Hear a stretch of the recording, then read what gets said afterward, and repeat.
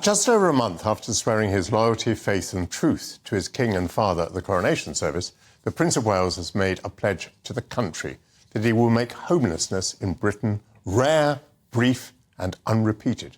The Prince says it's his life's work to eradicate homelessness in the 6 pilot areas where he's launched his new campaign, Homewards. Each area will receive £500,000 of seed funding from the Royal Foundation and will be expected to deliver new housing projects.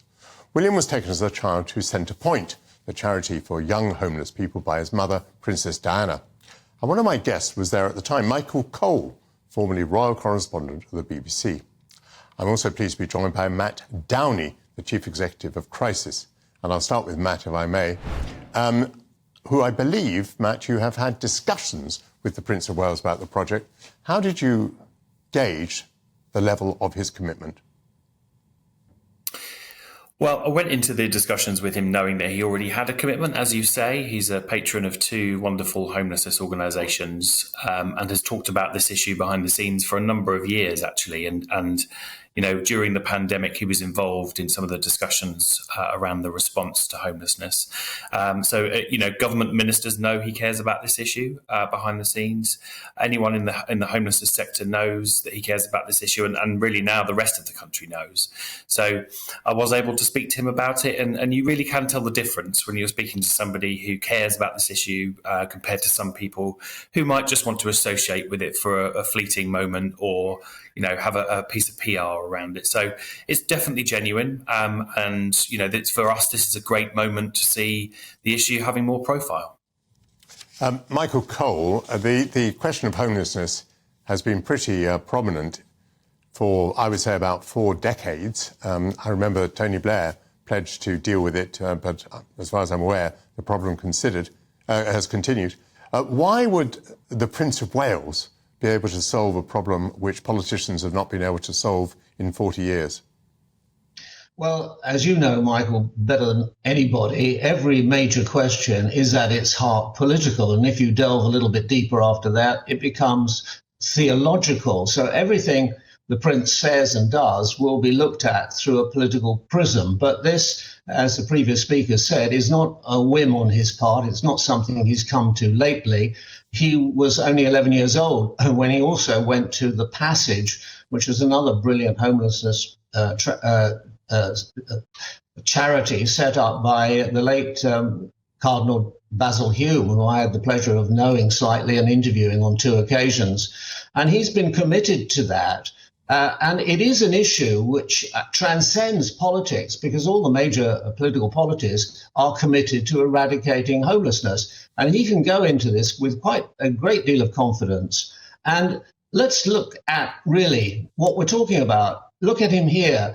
He is a good man. It's demonstrably true that he is. He has good intentions, and that's a good start in an heir to the throne. He wants to do good things. He's not lazy. He's not self-indulgent. He's not a philanderer. He's not all the things that we've had among our princes of the past. And I think that's to be welcomed. I remember when he was growing up and becoming a teenager and becoming a bit lanky, I said to his mother, I said, you've bred some height into the royal family. And she said, and good looks, Michael, and good looks. You know, and if we were to go to the William Morris Agency in Los Angeles, which has just signed up Prince Harry and Meghan Markle as clients, and we said to this agency, cast us a Prince Charming, well, they might come up with somebody very much like Prince William. So he has the means, and he has the commitment to do it. And he's got 130,000 acres of the Duchy of Cornwall. Mm. Yeah, no, I'm sure he's a very nice man, and I'm sure he's got lots of good intentions. But I'm not sure I've heard yet how he's going to be able to solve a problem which has defied politicians for 4 decades. Matt Downey, how can he solve a problem that has defied politicians for 40 years? So I don't think we should pretend that the Prince of Wales has the ability to transform the housing landscape of this country. That does take politicians. It takes political choices. And, you know, quite frankly, until there's enough places for everyone to live, we'll have homelessness. But what he can do is two things that are really, really important.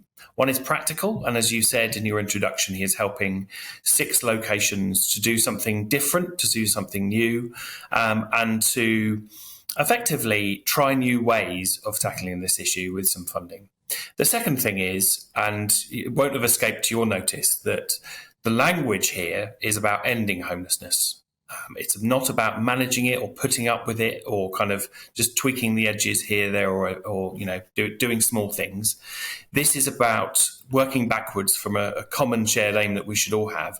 And what he's doing in coming forward in this fashion is actually saying that's our task as a country, and to come together, whether you're a member of the royal family or a local authority or government or a housing provider or a charity, whatever, and say we need to organise around the solutions to this problem.